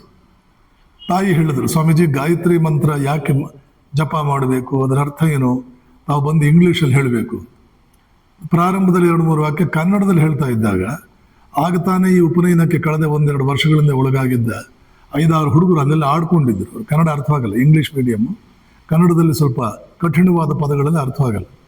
ಇಂಗ್ಲೀಷಲ್ಲಿ ಪ್ರಾರಂಭ ಮಾಡಿದೆ. ಪ್ರಾರಂಭ ಮಾಡಿದ ತಕ್ಷಣ ಅಲ್ಲಿ ಇಲ್ಲಿ ಆಟ ಆಡ್ತಾ ಇದ್ದಂಥ ಹುಡುಗರೆಲ್ಲ ಬಂದು ಕುಳಿತು ಸುಮಾರು 1 ಗಂಟೆ ಕಾಲ ಶ್ರದ್ಧೆಯಿಂದ ಕೇಳಿಸ್ಕೊಂಡ್ರು. ಇದರ ಅರ್ಥ ಏನು? ಏನಿದರ ಅರ್ಥ? ಇದರ ಅರ್ಥ ಇಷ್ಟೇ, ಮಕ್ಕಳಿಗೆ ಅರ್ಥವಾಗುವ ರೀತಿಯಲ್ಲಿ ಹೇಳಿದರೆ ಯಾರೂ ಕೂತ್ಕೊಂಡು ಕೇಳ್ತಾರೆ, ಕೂತ್ಕೊಂಡು ಕೇಳ್ತಾರೆ. ಅದನ್ನು ಅನುಷ್ಠಾನವನ್ನು ಕೂಡ ಮಾಡ್ತಾರೆ. ಹೇಳೋರು ಸರಿಯಾಗಿ ಹೇಳೋರು ನಮ್ಮಲ್ಲಿ ದಿಕ್ಕಿಲ್ಲ, ಅಷ್ಟೇ ಪಾಯಿಂಟ್. ಮುಂದಿನ ಪ್ರಶ್ನೆ, ನಮ್ಮ ಒತ್ತಡದ ಉದ್ಯೋಗ ಜೀವನದ ನಡುವೆ ಆಧ್ಯಾತ್ಮಿಕ ಸಾಧನೆಗಳಿಗೆ ಹೇಗೆ ಅವಕಾಶ ಮಾಡಿಕೊಳ್ಬೇಕು? ನೋಡಿ, ಹಿಂದೂ ಧರ್ಮದ ಒಂದು ಮಹತ್ವ ಏನು ಅಂದರೆ, ಜೀವನ ಮತ್ತು ಆಧ್ಯಾತ್ಮ ಎರಡೂ ಬೇರೆ ಬೇರೆ ಅಲ್ಲ. ಜೀವನವನ್ನು ಸರಿಯಾಗಿ ನಡೆಸಿದರೆ ಆಧ್ಯಾತ್ಮದಿಂದ, ಧ್ಯಾನದಿಂದ, ಜಪದಿಂದ, ಪೂಜೆಯಿಂದ ಏನು ಫಲ ಬರುತ್ತೋ ಆ ಫಲ ಜೀವನವನ್ನು ಸರಿಯಾಗಿ ನಡೆಸುವುದರಿಂದಲೇ ಬರುತ್ತೆ. ಮಹಾಭಾರತದಲ್ಲಿ 2 ಕಥೆಗಳು ಬರುತ್ತವೆ. ಒಂದು ಗೃಹಿಣಿಯ ಉದಾಹರಣೆ, ಇನ್ನೊಂದು ಮಾಂಸದ ವ್ಯಾಪಾರಿಯ ಉದಾಹರಣೆ. ಇವರಿಬ್ಬರು ತಮ್ಮ ತಮ್ಮ ಕರ್ತವ್ಯಗಳನ್ನು ಚೆನ್ನಾಗಿ ಮಾಡಿಕೊಂಡು ಸಿದ್ಧಿಗಳನ್ನು ಪಡ್ಕೊಳ್ತಾರೆ. ಜಪಧ್ಯಾನಗಳಿಂದ ಯಾವ ಸಿದ್ಧಿ ಬರುತ್ತೋ ಆ ಸಿದ್ಧಿಗಳನ್ನು ಗೃಹಸ್ಥರಾಗಿ ಬದುಕ್ತಾನೆ. ಯಾಕೆಂದ್ರೆ ಸರಿಯಾಗಿ ಗೃಹಸ್ಥ ಜೀವನ ಮಾಡ್ತಾ ಇದ್ರೆ ಅಂತ ತಿಳ್ಕೊಳ್ಬೇಕು, ಹೇಗೆ ಸರಿಯಾಗಿ ಗೃಹಸ್ಥ ಜೀವನ ಮಾಡೋದು ಅಂತ. ನಾನು ಇಷ್ಟ ಹೇಳ್ತೀನಿ, ಸುಮ್ಮನೆ ಆಗ್ಬಿಡ್ಬಾರ್ದು. ಅದೆಲ್ಲ ಇದೆ. ಗೃಹಸ್ಥ ವಿವೇಕಾನಂದರ ಕರ್ಮಯೋಗ ಅನ್ನೋ ಪುಸ್ತಕವನ್ನು ಓದಿದ್ರೆ ಹೇಳಿದ್ನಲ್ಲ ಪ್ರಾರಂಭದಲ್ಲೇ, ವಿವೇಕಾನಂದರನ್ನು ಓದಬೇಕು, ವಿವೇಕಾನಂದರನ್ನು ಓದಬೇಕು, ವಿವೇಕಾನಂದರನ್ನು ಓದಬೇಕು ಅಂತ. ಆ ಕರ್ಮಯೋಗವನ್ನು ಓದಿದ್ರೆ ಗೃಹಸ್ಥನಾಗಿ ಹೇಗೆ ಬದುಕಬೇಕು ಅಂತ ಗೊತ್ತಾಗುತ್ತೆ. ಹಾಗೆ ಬದುಕಿದಾಗ ಸಿದ್ಧಿಗಳು ಬರುತ್ತವೆ. ಸಿದ್ಧಿಗಳು ಬರೋ ಮಟ್ಟಕ್ಕೆ ಮನಸ್ಸು ಪರಿಶುದ್ಧವಾಗುತ್ತದೆ. ಶುದ್ಧವಾದ ಮನಸ್ಸಿನಲ್ಲಿ ಸಿದ್ಧಿಗಳು ಬರೋದು. ಮನಸ್ಸು ಪರಿಶುದ್ಧವಾದರೆ ತನ್ನಿಂದ ತಾನೇ ಅದು ಅಂತರ್ಮುಖವಾಗುತ್ತದೆ, ಧ್ಯಾನಶೀಲವಾಗುತ್ತದೆ. ಶುದ್ಧ ಮನಸ್ಸಿನಿಂದ ನಿಷ್ಕಾಮ ಕರ್ಮ ಅಂದರೆ ಗೃಹಸ್ಥನಾದವನು ಕೆಲಸ ಮಾಡ್ತಾ ಇರುವಾಗ ಒಂದು ಡಿಸಿಪ್ಲಿನ್ ಫಾಲೋ ಮಾಡಬೇಕು. ಯಾವುದದು? ಇದು ನಿಜಕ್ಕೂ ಕೂಡ ನಾನು ಮಾಡ್ತಾ ಇರೋದಲ್ಲ, ನನ್ನ ಮೂಲಕ ಪರಮಾತ್ಮ ಮಾಡ್ತಾ ಇದ್ದಾನೆ. ಆದ್ದರಿಂದ ಇದರ ಫಲ ಹೋಗಬೇಕಾದ್ದು ಪರಮಾತ್ಮನಿಗೆ ಬಿಟ್ಟಿದ್ದು, ನನಗೆ ಬೇಕು ಅಂತ ನಾನು ಬಯಸಬಾರ್ದು. ಅವನು ಮಾಡ್ತಾ ಇರೋದು. ಅವನು ಹೇಗೆ ಮಾಡ್ತಾ ಇದ್ದಾನೆ ಪ್ರಶ್ನೆ ಬಂದರೆ ಉತ್ತರ ಬಹಳ ಉದ್ದ ಆಗುತ್ತೆ ಉತ್ತರ, ಅದನ್ನು ನಾನು ಹೇಳೋದಿಲ್ಲ. ಒಟ್ಟಿನಲ್ಲಿ ಆತ್ಮನನ್ನು ಬಿಟ್ಟು ಬೇರೆ ಎಲ್ಲವೂ ಕೂಡ ಜಡವಸ್ತುಗಳೇ. ಹಾಗಾದರೆ ಕೆಲಸ ಮಾಡಿಸ್ತಾ ಇರೋದು ಆತ್ಮ, ಅವನನ್ನೇ ನಾವು ಪರಮಾತ್ಮ ಅಂತ ಕರೆಯೋದು. ಪರಮಾತ್ಮನಿಂದಲೇ ಕೆಲಸ ನಡೀತಾ ಇರೋದು. ಇವೆಲ್ಲ ಜಡವಸ್ತುಗಳು. ಜಡವಸ್ತುಗಳು ಏನು ಕೆಲಸ ಮಾಡುತ್ತೆ? ಎಲ್ಲಿ ಯಾವ ಕೆಲಸ ಮಾಡುತ್ತೆ ಅವು? ಆದ್ದರಿಂದ ನಾನೆಲ್ಲ ಮಾಡ್ತಿರೋದು, ನಾನು ಮಾಡ್ತಾ ಇರೋದು ಅನ್ನೋ ಪ್ರಶ್ನೆ ಎದ್ದಾಗ, ಇಲ್ಲ ನಾನೇ ಮಾಡ್ತಾ ಇದ್ದೀನಿ ಅಂತ ಹಠ ಹಿಡಿದ್ರೆ, ಹಾಗಾದ್ರೆ ನಿನ್ನ ಆತ್ಮ ಮಾಡ್ತಾ ಇದೆ ಅಂತ ಹೇಳಬೇಕು. ಆತ್ಮ ಮಾಡುವಾಗ ಫಲ ಯಾಕೆ ನೀನು ನಿರೀಕ್ಷೆ ಮಾಡ್ತೀಯ? ಯಾಕೆ? ಆತ್ಮನಿಗೆ ಫಲದ ಅವಶ್ಯಕತೆ ಏನಿದೆ? ಯಾವುದರ ಬಾಕಿ ಇದೆ ಈಗ ಆತ್ಮನ ಹತ್ರ? ಯಾಕೆ ಅವನು ಯಾವುದಾದ್ರೂ ಫಲವನ್ನು ಅವನು ಆಸೆ ಪಡ್ತಾನೆ? ಯಾವ ದೃಷ್ಟಿಯಿಂದ ನೋಡಿದರೂ ನಾವು ಕೆಲಸ ಮಾಡುವಾಗ ಕರ್ತೃ ನಾವಲ್ಲ, ಕೆಲಸ ಮಾಡ್ತಾ ಇರೋರು ನಾವಲ್ಲ. ಆದ್ದರಿಂದ ಫಲವನ್ನು ನಾವು ಇಟ್ಕೊಳ್ಬಾರ್ದು. ಆ ಬಯಕೆ ಅದನ್ನು ಪರಮಾತ್ಮನಿಗೆ ಬಿಟ್ಟುಕೊಟ್ಟು ಬಿಡಬೇಕು. ಕೇವಲ ಇದೊಂದನ್ನೇ ಅನುಸರಿಸಿಕೊಂಡು ಹೋದರೆ ಮತ್ತು ಆ ಕೆಲಸ ಅನ್ನುವಂಥದ್ದು 100ಕ್ಕೆ 100 ಮನಸ್ಸಿಟ್ಟು ಶ್ರದ್ಧೆಯಿಂದ ಇದೇ ದೇವರ ಪೂಜೆ ಅಂತ ಅಂದ್ಕೊಂಡು ಮಾಡಿದರೆ ಅವನು ಯೋಗಿ ಆಗ್ತಾನೆ. ಅವನಿಗೆ ಯೋಗದ ಸಿದ್ಧಿಗಳು ಬರುತ್ತವೆ. ಹೀಗೆ ಮಾಡಿಕೊಂಡು ಜೊತೆಗೆ ಬಿಡುವಿನ ವೇಳೆ ಇದ್ದಾಗ ಎಷ್ಟು ಸಾಧ್ಯವೋ ಅಷ್ಟು ಒಂದಷ್ಟು ಜಪ, ಧ್ಯಾನ, ಸಾಧು ಸಂಘ, ಸಾಧು ಸೇವೆ, ಸತ್ಸಂಗ ಇತ್ಯಾದಿಗಳ ಭಾಗವಹಿಸ್ತಾ ಇದ್ರೆ ಬೇಕಾದಷ್ಟು. ಇಷ್ಟೇ ಪ್ರತಿನಿತ್ಯದ ಜೀವನದಲ್ಲಿ ಆಧ್ಯಾತ್ಮಿಕತೆ ಮಾಡಬೇಕಾದ. ಧನ್ಯವಾದಗಳು ಸ್ವಾಮೀಜಿ. ಮುಂದಿನ ಪ್ರಶ್ನೆ, ಆಧುನಿಕ ಜಗತ್ತಿನ ಟೆನ್ಷನ್, ಸ್ಟ್ರೆಸ್, ಡಿಪ್ರೆಷನ್ ಮುಂತಾದ 10 ಹಲವು ಮಾನಸಿಕ ಸಮಸ್ಯೆಗಳಿಗೆ ನಮ್ಮ ಆಧ್ಯಾತ್ಮ ಉತ್ತರ ಕೊಡುತ್ತಾ? ಇಂಗ್ಲಿಷಲ್ಲಿ ಒಂದು ಮಾತಿದೆ, power corrupts and absolute power corrupts absolutely. ಇದು ತಪ್ಪು. Power does not corrupt. The fear of losing power corrupts. ಅಧಿಕಾರ ಯಾರನ್ನು ಕರಪ್ಟ್ ಮಾಡಲ್ಲ. ಎಲ್ಲಿ ಅಧಿಕಾರ ಕಳ್ಕೊಳ್ತೀನೋ ಅನ್ನುವಂಥ ಹೆದರಿಕೆ ಮನುಷ್ಯನನ್ನು ಕರಪ್ಟನ್ನಾಗಿ ಮಾಡುತ್ತದೆ. ಹಾಗೆಯೇ ಟೆನ್ಷನ್ ಅನ್ನುವಂಥದ್ದಿರಲ್ಲ. ಈಗ ಎದುರುಗಡೆ ಮನೆಯಲ್ಲಿ ಏನಾದರೂ ಜಗಳ ಆಗ್ತಾ ಇದ್ರೆ ನಿಮ್ಗೆ ಟೆನ್ಷನ್ ಆಗುತ್ತಾ? ಖುಷಿಯಾಗಿ. ಪಕ್ಕದ ದೇಶದಲ್ಲಿ ಏನಾದರೂ ಒಂದು ಬರಗಾಲ ಮತ್ತೊಂದು ಮಗದೊಂದು ಆಯಿತು, ಅವಾಗ ನಿಮ್ಗೆ ಟೆನ್ಷನ್ ಆಗುತ್ತಾ? ನಮ್ಮಲ್ಲೇ ಆದರೆ ಟೆನ್ಷನ್ ಆಗುತ್ತೆ. ಯಾಕೆ ಅಂತಂದ್ರೆ ಕಾರಣ ಇಷ್ಟೇ, ನಮ್ಮ ಘಟನೆ ನಾವು ನಮ್ಮ ಮನೆ ಒಳಗಡೆ ನಡೆಯುವ ಘಟನೆ ನಮ್ಮ ಘಟನೆ, ಅಲ್ಲಿ ಹೊರಗಡೆ ನಡೆಯುವ ಘಟನೆ ನಮ್ಮ ಘಟನೆ ಅಲ್ಲ. ಇದು ಯಾಕೆ ನಿಮ್ಮ ಘಟನೆ ಅಂತ ಅಂದ್ಕೊಳ್ತೀರಿ ನೀವು? ಇದು ನಿಮ್ಮ ಘಟನೆ ಅಲ್ಲ, ಇದು ನಿಮಗೆ ಸಂಬಂಧಪಟ್ಟ ಘಟನೆ ಅಲ್ಲ. ಅದು ಕೇವಲ ಒಂದು ಘಟನೆ. ನಿಮಗೆ ನಿಮ್ಮ ದೃಷ್ಟಿಯಲ್ಲಿ ಒಂದು ಘಟನೆ, ಆದರೆ ಅವರ ದೃಷ್ಟಿಯಲ್ಲಿ ದೊಡ್ಡ ದುರಂತ. ಕೇಳಿ ನೋಡಿ, ಯಾಕೆ ಇಷ್ಟು ಟೆನ್ಷನ್ ಮಾಡ್ಕೊಳ್ತಾ ಇದ್ರಿ? ಇಷ್ಟು ದುರಂತವಾಯಿತು ನಮ್ಮ ಮನೆಯಲ್ಲಿ, ಟೆನ್ಷನ್ ಮಾಡ್ಕೊಳ್ದಿರೋಕ್ಕಾಗುತ್ತಾ? ನಿಮ್ಗದು ದುರಂತ ಅಂತ ಅನ್ಸಲ್ಲ, ನಿಮ್ಗದೊಂದು ಘಟನೆ ಅಂತ ಅನ್ಸುತ್ತೆ. ಯಾಕೆ? ಅದು ಯಾರಿಗೋ ಆಗ್ತಾ ಇದೆ, ನನಗಾಗ್ತಾ ಇಲ್ಲ ಅಂತ ನೀವು ಅನ್ಕೊಳ್ತೀರಿ. ಇದಾದ್ರೂ ನಿಮ್ಗಾಗ್ತಾ ಇದೆಯಾ? ಇದು ನಿಮ್ಗಾಗ್ತಾ ಇಲ್ಲ. ವಿಶ್ಲೇಷಣೆ ಮಾಡಿ ನೋಡಿದ್ರೆ ಇದು ಯಾರಿಗೋ ಆಗ್ತಾ ಇರೋದು, ಇದು ಯಾರಿಗೋ ಆಗ್ತಾ ಇರೋದು. ಮತ್ತೆ ಟೆನ್ಷನ್ ಯಾಕೆ ಮಾಡ್ಕೊಳ್ತೀರಿ? ಇದನ್ನ ಹೇಗೆ ನಾವು ಯಾರಿಗೋ ಅಂತ ಅಂದ್ಕೊಳ್ತೀವಿ? ಯಾಕೆ ಅಂತಂದ್ರೆ ನಾನು ಯಾವುದು, ನನಗೆ ಸಂಬಂಧಪಟ್ಟಿದ್ದು ಯಾವುದು ಅನ್ನೋದ್ರ ಪಕ್ಕ ಕ್ಲಿಯರ್ ಆದ ಜ್ಞಾನ ನಿಮ್ಮಲ್ಲಿಲ್ಲ. ಇದು ಇನ್ನೊಬ್ಬರಿಗೆ ಆಗ್ತಾ ಇರೋದೆ, ಅಥವಾ ಅದು ನಿಮ್ಗಾಗ್ತಾ ಇರೋದೆ, ಅದು ನನಗೆ ಆಗ್ತಾ ಇರೋದೇ ಅಂತ ನೀವು ತಿಳ್ಕೊಂಡ್ರೆ ಇದು ಬೇರೆಯವರಿಗೆ ಆಗ್ತಾ ಇರೋದು ಅನ್ನುವ ಪ್ರಜ್ಞೆ ನಿಮ್ಗೆ ತನ್ನಿಂದ ಬರುತ್ತೆ. ಇದು ನನಗಾಗ್ತಾ ಇದೆ ಒಂದು ದುರಂತ, ಅದು ಬೇರೆಯವ್ರಿಗೆ ಯಾರಿಗೂ ಆಗ್ತಾ ಇದೆ, ನನಗೂ ಅದಕ್ಕೆ ಸಂಬಂಧವಿಲ್ಲ ಅಂತ ನಾವು ಅಂದ್ಕೊಂಡಿದ್ದೀವಿ. ಈಗ ಅವಾಗ ನಾವು ಹೇಳ್ತೀವಿ, ಸಾಧು ಸನ್ಯಾಸಿಗಳು ಹೇಳ್ತಾರೆ, ನಿಮಗೇ ಒಂದು ದುರಂತ ಆಗ್ತಾ ಇದ್ರು ಕೂಡ ಆ ದುರಂತ ನಿಮ್ಮದಲ್ಲ ಅಂತ ತಿಳ್ಕೊಳ್ಳಿ ಅಂತ ನಾವು ಹೇಳ್ತೀವಿ. ಅದು ಹೇಗಾಗುತ್ತೆ ಸ್ವಾಮೀಜಿ? ಹೇಳೋಷ್ಟು ಸುಲಭನ ಅದು? ನಮ್ಮನೆಯಲ್ಲೇ ಒಂದು ದುರಂತ ಆಗ್ತಾ ಇದ್ರೆ ನಮ್ಮದಲ್ಲ ಅಂತ ಹೇಗೆ ಹೇಳಿ ಅಂತ ತಿಳ್ಕೊಳಕ್ಕಾಗುತ್ತೆ ಅಂತ ನೀವು ಅಂತೀರ. ಅದಕ್ಕೊಂದು ಉಪಾಯ ಇದೆ. ಇನ್ನೊಬ್ಬರ ದುರಂತವನ್ನ ನಿಮ್ಮ ದುರಂತ ಅಂತ ಭಾವಿಸೋದಕ್ಕೆ ನೀವು ಪ್ರಾಕ್ಟೀಸ್ ಮಾಡಿದ್ರೆ ನಿಮ್ಮ ದುರಂತವೂ ಕೂಡ ಇನ್ನೊಬ್ಬರ ದುರಂತ ಅನ್ನುವಂಥದ್ದು ತನ್ನಿಂದ ತಾನೇ ನಿಮ್ಮ ಮನಸ್ಸಿಗೆ ಬರುತ್ತದೆ. ಮನಸ್ಸು ವಿಶಾಲವಾಗುತ್ತದೆ. ನಾನು ನನ್ನದು ಅನ್ನುವಂಥದ್ದು ವಿಶಾಲವಾಗುತ್ತದೆ. ನಾನು ನನ್ನದು ಅನ್ನುವಂಥದ್ದು ವಿಶಾಲವಾದಾಗ ಜೀವನದಲ್ಲಿ ಯಾವ ಟೆನ್ಷನ್ನು ಬರಲ್ಲ. ವಿವೇಕಾನಂದರಿಗೆ ಇದ್ದಷ್ಟು ಕಾರ್ಯಗಳ ಒತ್ತಡ, ಅವ್ರಿಗಿದ್ದಷ್ಟು ಜವಾಬ್ದಾರಿಗಳು ಅದರಲ್ಲಿ 1% ಯಾರಿಗೂ ಇರಲಿಲ್ಲ, ಆದರೆ ಅವರಿಗೆ ಟೆನ್ಷನ್ ಇರಲಿಲ್ಲ. ಯಾಕೆ ಅಂತಂದ್ರೆ ಅವರ ನಾನು ನನ್ನದು ಬಹಳ ಬೆಳೆದು ಬಿಟ್ಟಿತ್ತು. ಆದರೆ ನಾನು ನಮ್ಮದು ಅನ್ನುವಂಥದ್ದು ಸಂಕುಚಿತ ಎಲ್ಲಿದೆಯೋ ಅಲ್ಲಿ ಮಾತ್ರವೇ ಟೆನ್ಷನ್ ಬರುತ್ತೆ. ಇದು ಇದರ ಉಪಾಯ. ಟೆನ್ಷನ್ನಿಂದ ಪಾರಾಗೋದಕ್ಕೆ ನಾನು ಅಂದ್ರೆ ಏನು, ನನ್ನದು ಅಂದ್ರೆ ಏನು, ಈ ಡೆಫಿನೇಷನ್ ಸ್ವಲ್ಪ ವಿಶಾಲಗೊಳಿಸ್ಕೊಳ್ಳಿ, ಅವಾಗ ಯಾವ ಟೆನ್ಷನ್ನು ಬರಲ್ಲ. ಮುಂದಿನ ಪ್ರಶ್ನೆ, ಭಾರತ ವಿಶ್ವಗುರು ಆಗಬೇಕಾದರೆ ಇಂದಿನ ಯುವ ಜನಾಂಗ ಯಾವ ರೀತಿ ಬದುಕನ್ನು ನಡೆಸಬೇಕು ಅಂತ ತಾವು ಸಲಹೆ ಕೊಡ್ತೀರಾ? ಭಾರತ ವಿಶ್ವಗುರು, ಭಾರತ ಹುಟ್ಟಿದ ದಿವಸವೇ ಆಗ್ಬಿಟ್ಟಿದೆ. ಜಗತ್ತನ್ನೆಲ್ಲ ಸುತ್ತಕೊಂಡು ಬಂದಂತ ಸ್ವಾಮಿ ವಿವೇಕಾನಂದರು ಇಂಡಿಯಾದಲ್ಲಿ ಒಂದು ಉಪನ್ಯಾಸದಲ್ಲಿ ಹೇಳ್ತಾರೆ, the whole world is in need of light, India alone has that light. ಇಡೀ ಜಗತ್ತಿಗೆ ಬೆಳಕು ಬೇಕಿದೆ, ಭಾರತದಲ್ಲಿ ಮಾತ್ರ ಬೆಳಕು ಇದೆ. ಇದರ ಅರ್ಥ ಏನು? ಭಾರತದಲ್ಲಿ ಮಾತ್ರ ಬೆಳಕಿದೆ, ಜಗತ್ತಿಗೆ ಬೆಳಕು ಬೇಕಾಗಿದೆ. ಅಂದ್ರೆ ಓ ಜಗತ್ತೇ, ನಿನಗೆ ಬೆಳಕು ಬೇಕು ಅಂದ್ರೆ ನೀನು ಇಂಡಿಯಾ ಕಡೆ ಮಾತ್ರ ಬರಬೇಕು, ಬೇರೆಲ್ಲೂ ಬೆಳಕಿಲ್ಲ, ಇಲ್ಲಿ ಮಾತ್ರ ಬೆಳಕಿರ್ತಕ್ಕಂಥದ್ದು. ಅದರ ಅರ್ಥ ವಿಶ್ವಗುರು ಭಾರತ ಯಾವತ್ತೂ ಆಗಿ ಹೋಗಿದೆ. ಆದರೆ ಇವತ್ತು ನಾವು ಅರ್ಥ ಮಾಡ್ಕೊಳ್ಬೇಕು. ಎಲ್ಲರಿಗಿಂತ ಮೊದಲು ಭಾರತ ವಿಶ್ವಗುರು ಆಗಿದೆ, ಭಾರತ ವಿಶ್ವಗುರು ಆಗಬಲ್ಲದು ಅನ್ನೋದು ವಿಶ್ವ ಅರ್ಥ ಮಾಡ್ಕೊಳ್ಳೋಕ್ಕಿಂತ ಮುಂಚೆ ಭಾರತೀಯರು ಅರ್ಥ ಮಾಡ್ಕೊಳ್ಬೇಕು. ಇದು ಸಮಸ್ಯೆ ಇರ್ತಕ್ಕಂಥದ್ದು. ಭಾರತದ ಕೊಡುಗೆ ಏನು? ಎಷ್ಟೋ ಜನರು ಭಾರತೀಯರಿಗೆ ಗೊತ್ತಿಲ್ಲ. ದೊಡ್ಡ ದೊಡ್ಡ ವಿದ್ವಾಂಸರನ್ನು ಕೇಳಿ, ಭಾರತ ಜಗತ್ತಿಗೆ ಏನು ಕೊಟ್ಟಿದೆ? ಏನು ಕೊಟ್ಟಿಲ್ಲ. ಅಸ್ಪೃಶ್ಯತೆ ಕೊಟ್ಟಿದೆ, ಜಾತೀಯತೆ ಕೊಟ್ಟಿದೆ, ಸ್ತ್ರೀಯರ ಸಹಗಮನ ಕೊಟ್ಟಿದೆ.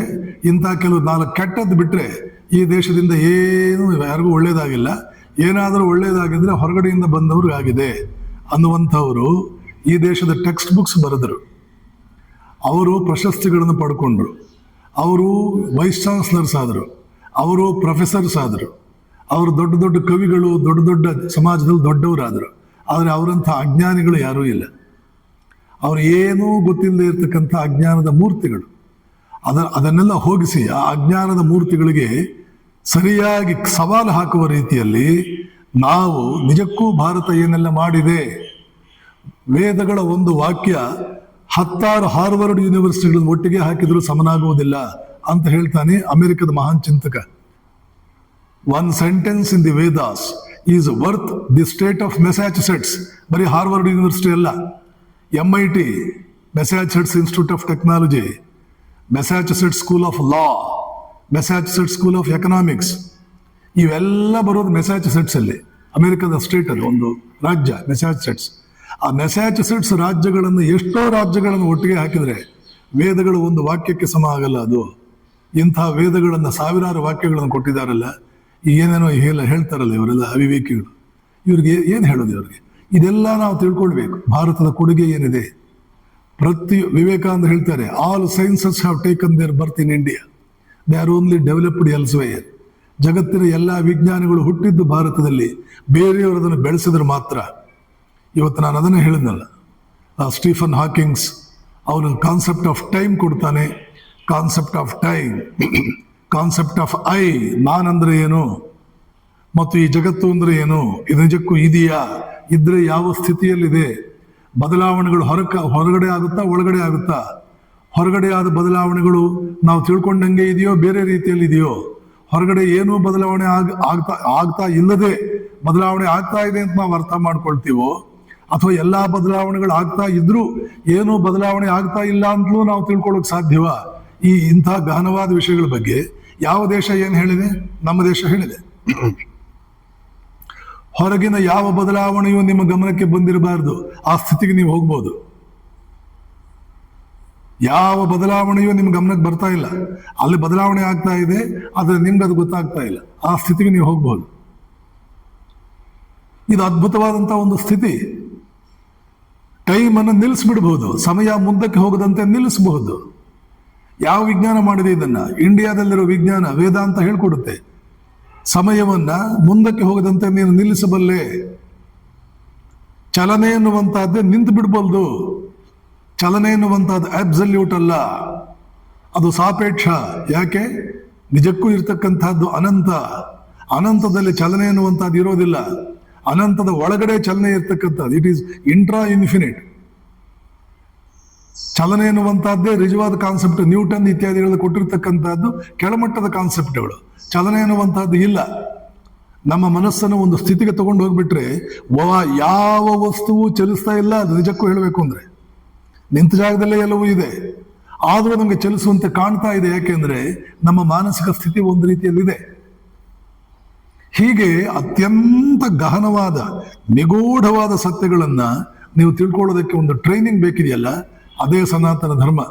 ಅದಿರೋ ಸನಾತನ ಧರ್ಮದಲ್ಲಿ ಮಾತ್ರ ಇಂಥ ಚಿಂತನೆ, ಇಂಥ ಡಿಸಿಪ್ಲಿನ್, ಇಂಥ ವ್ಯವಸ್ಥೆ ವಿಶ್ವಗುರು ಅಲ್ಲ ಅಂದ್ರೆ ಮತ್ತೆ ಯಾವುದು ವಿಶ್ವಗುರು? ಇದನ್ನೆಲ್ಲ ಭಾರತೀಯರು, ಅದರಲ್ಲೂ ಸನಾತನೀಯರು ಅರ್ಥ ಮಾಡಿಕೊಂಡು, ಹೇಳಿದ್ನಲ್ಲ, ಆಳವಾಗಿ ಅಧ್ಯಯನ ಮಾಡಿ ಹೆಮ್ಮೆ ಪಟ್ಟುಕೊಂಡು ಅವಕಾಶ ಸಿಕ್ಕಿದಾಗ 4-6 ಜನರಿಗೆ ಇದನ್ನೆಲ್ಲ ಹೇಳ್ತಾ ಇದ್ರೆ ಆವಾಗ ವಿಶ್ವಗುರುವಾಗುವಂತಹ ದಿನಗಳು ಬಹಳ ಬೇಗನೆ ಬರುತ್ತವೆ.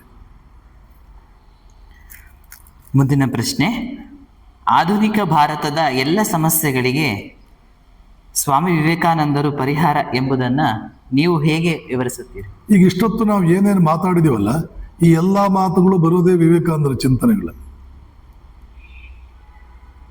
ಮತ್ತು ಸ್ವಾಮಿ ವಿವೇಕಾನಂದರು ಬಂದಿದ್ದೇ ಆಧುನಿಕ ಭಾರತ ಅಲ್ಲ, ಜಗತ್ತಿನ ಸಮಸ್ಯೆಗಳನ್ನು ಪರಿಹರಿಸೋದಕ್ಕಾಗಿ. ರಾಮಕೃಷ್ಣರು ಹೇಳ್ತಿದ್ದರು, ನರೇಂದ್ರ ಜಗತ್ತಿಗೆ ಮಾರ್ಗದರ್ಶನ ಮಾಡಬೇಕಿದೆ, ಅವನು ಜಗತ್ತಿಗೆ ಮಾರ್ಗದರ್ಶನ ಮಾಡುವುದಕ್ಕೆ ಜಗನ್ಮಾತೆ ಲೈಸೆನ್ಸ್ ಕೊಟ್ಟು ಕಳಿಸಿದಾಳೆ. ಇನ್ನು ವಿವೇಕಾನಂದ ಚಿಂತನೆಯಲ್ಲಿ ಮಾರ್ಗದರ್ಶನ ಸಿಗದೆ ಇನ್ನೆಲ್ಲಿ ಸಿಗುತ್ತೆ? ಜಗನ್ಮಾತೆನೇ ಲೈಸೆನ್ಸ್ ಕೊಟ್ಟು ಕಳಿಸಿದಾಳಲ್ಲ. ಸುಮ್ಮನೆ ಅಮೆರಿಕದ ಯಾವ ಸಭಾಂಗಣವೂ ಹಿಡಿಸ್ತಾ ಇರಲಿಲ್ಲ. 30 ವರ್ಷದ ಯುವಕ ಉಪನ್ಯಾಸ ಮಾಡೋಕೆ ಹೊರಟ್ರೆ 60-70 ವರ್ಷದ ಅಂದಿನ ವಿಶ್ವವಿಖ್ಯಾತ ವಿದ್ವಾಂಸರೆಲ್ಲ ಕತೆ ಹೇಳುವಾಗ ಮಕ್ಕಳು ಕೂತ್ಕೊಂಡು ಕೇಳುತ್ತವಲ್ಲ, ಆ ರೀತಿ ಕೂತ್ಕೊಂಡು ಕೇಳ್ತಿದ್ರು. ಒಬ್ಬರ ಇಬ್ಬರ ಅಮೆರಿಕದ ಯಾವ ಸಭಾಂಗಣ, ಸರ್ಕಸ್, ಟೆಂಟಲ್ಲಿ ಪ್ರಯತ್ನ ಮಾಡಿದ್ರೆ ಅದು ಕೂಡ ಜಾಗ ಸಾಕಾಗ್ಲಿಲ್ಲ. ಹೀಗೆಲ್ಲ ಜನ ಬರ್ತಾ ಇದ್ದದ್ದು ಏನಕ್ಕೆ? ವಿಶ್ವಗುರು ಅವರಾಗಿದ್ರು, ಅವರ ಚಿಂತನೆಗಳ ಸಮಸ್ಯೆಗಳು ಇರ್ತಿತ್ತು. ಗವರ್ನರ್ನ ಹೆಂಡತಿ, ಮಿಶಿಗನ್ ರಾಜ್ಯದ ಗವರ್ನರ್ನ ಹೆಂಡತಿ ಹೇಳ್ತಾಳೆ, ಅಮೆರಿಕದ ಪ್ರತಿಯೊಬ್ಬನೂ ವಿವೇಕಾನಂದರನ್ನು ತಿಳ್ಕೊಳ್ಬೇಕು, ಅವರ ಮಾತುಗಳನ್ನು ಕೇಳಬೇಕು. ಅವರ ಮಾತುಗಳನ್ನು ಕೇಳುವುದರಿಂದ ನೀವು ಇದ್ದ ಜಾಗದಿಂದ ಮೇಲಕ್ಕೆ ಎತ್ತಲ್ಪಡ್ತೀರಿ. ಯಾರ ಮನಸ್ಸನ್ನು ನೋಯಿಸುವುದಿಲ್ಲ, ಆದರೆ ಪ್ರತಿಯೊಬ್ಬರನ್ನೂ ಕೂಡ ಅವರು ಜ್ಞಾನಿಗಳನ್ನಾಗಿ ಮಾಡ್ತಾರೆ. ಪ್ರತಿಯೊಬ್ಬರಿಗೂ ಕೂಡ ಬೆಳಕು ಕೊಡ್ತಾರೆ. ಯಾರನ್ನೂ ಕುರಿತು he does not antagonise anyone but lifts everyone from where he is to where he should be. ಎಲ್ಲಿರಬೇಕೋ ಅಲ್ಲಿಗೆ ಲಿಫ್ಟ್ ಮಾಡುವ ಪ್ರಯತ್ನ ಮಾಡ್ತಾರೆ ಅವರು.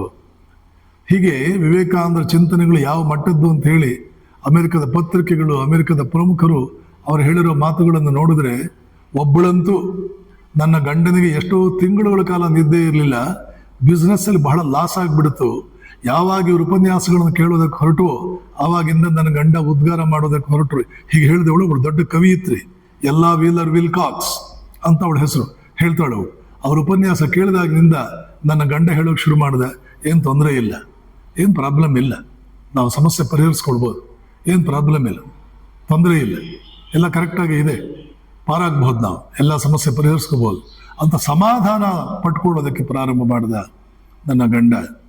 ಯಾವ ಚಿಂತನೆಯಲ್ಲಿ ನಿದ್ದೆಗೆಟ್ಟಿರ್ತಕ್ಕಂಥ ವ್ಯಕ್ತಿಗೆ ಭರವಸೆ ಇದೆಯೋ, ನಿಂತ ಜಾಗದಿಂದ ಮೇಲಕ್ಕೆ ಏರುವುದಕ್ಕೆ ಒಂದು ಏಣಿ ಇದೆಯೋ, ಯಾವುದರಲ್ಲಿ ವೈಜ್ಞಾನಿಕತೆ ವೈಶಾಲ್ಯ ಇದೆಲ್ಲ ಇದೆಯೋ, ಎಲ್ಲಿ ಯಾವುದರ ಅವಹೇಳನವೂ ಇಲ್ಲ, ಅದರ ಬದಲಾಗಿ ಪ್ರತಿಯೊಂದರನ್ನು ಉದಾತ್ತೀಯಗೊಳಿಸುವುದು ಹೇಗೆ ಅನ್ನುವಂಥ ದೃಷ್ಟಿಕೋನ ಇದೆಯೋ, ಆ ವಿವೇಕಾನಂದರ ಚಿಂತನೆಯನ್ನ ಯಾರೂ ತಪ್ಪಿಸ್ಕೊಳ್ಬಾರದು, ಅದರ ಪ್ರಭಾವದಿಂದ ಯಾರೂ ತಪ್ಪಿಸ್ಕೊಳ್ಬಾರದು ಅಂತ ಅಮೆರಿಕದ ಉದ್ದಗಲಕ್ಕೂ ಹೇಳ್ತಾರೆ.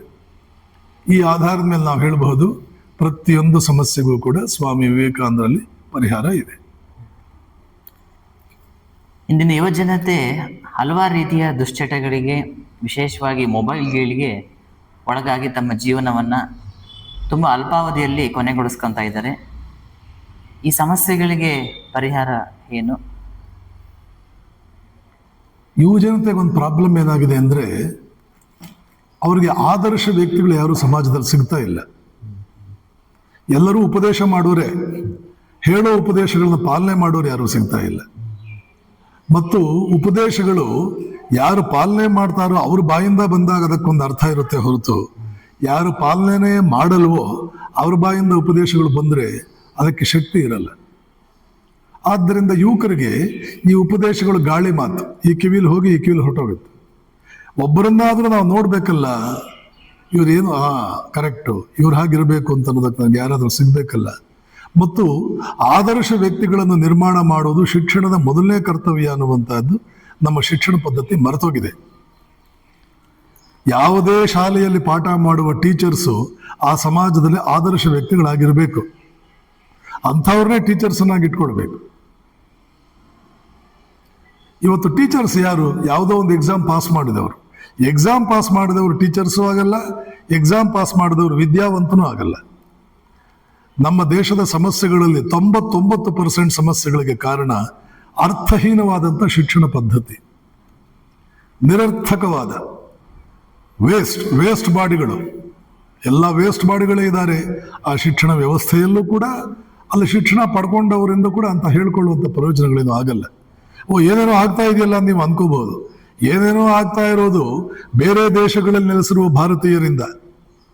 ಭಾರತದ ಒಂದು ಎಕಾನಮಿ ಮತ್ತೊಂದು ಮಗದೊಂದು ಇದೆಲ್ಲ ಈ ಮಟ್ಟಕ್ಕೆ ಏರೋದಕ್ಕೆ ಕಾರಣ ಕೆಲವು ಎಲ್ಲೋ ಒಂದು ಕಡೆ ಸ್ವಾಮಿ ವಿವೇಕಾನಂದರ ಚಿಂತನೆಗಳಿಂದ, ಅಂಥ ಮಹಾತ್ಮರ ಚಿಂತನೆಗಳಿಂದ ಪ್ರಭಾವಿತರಾಗಿ ಅವ್ರು ನಡೆಸ್ತಾ ಇರ್ತಕ್ಕಂಥ ಶಿಕ್ಷಣ ಸಂಸ್ಥೆಗಳು ಮತ್ತು ಆ ಕುಟುಂಬಗಳ ಜನ ಬೇರೆ ಬೇರೆ ದೇಶಗಳಿಗೆ ಹೋಗಿರೋದು, ಅವ್ರು ಅಲ್ಲಿಂದ ದುಡ್ಡು ಕಳಿಸಿರೋದು, ಫಾರಿನ್ ಎಕ್ಸ್ಚೇಂಜ್ ಎಲ್ಲ ಜಾಸ್ತಿ ಆಗಿರೋದು, ಸೊ ಇತ್ಯಾದಿ ಅಲ್ಲಲ್ಲಿ ಕೆಲವು ಒಳ್ಳೊಳ್ಳೆ ಪ್ರೊಫೆಸರ್ಸು, ಕೆಲವು ಶಿಕ್ಷಣ ಸಂಸ್ಥೆಗಳಿರೋ ಒಬ್ಬಿಬ್ಬರು ಪ್ರೊಫೆಸರ್ಸು ಇಂಥವರಿಂದ ಆಗಿದೆಯೇ ಹೊರತು ಸರ್ಕಾರದ ಯಂತ್ರ ಏನಿದೆಯಲ್ಲ, ಆಡಳಿತ ಯಂತ್ರ, ಈ ಸರ್ಕಾರಿ ಆಡಳಿತ ಯಂತ್ರಗಳಿಂದ ತೊಂದರೆಗಳಾಗಿದೆಯೇ ಹೊರತು ಒಳ್ಳೆಯದೇನಾಗಿಲ್ಲ.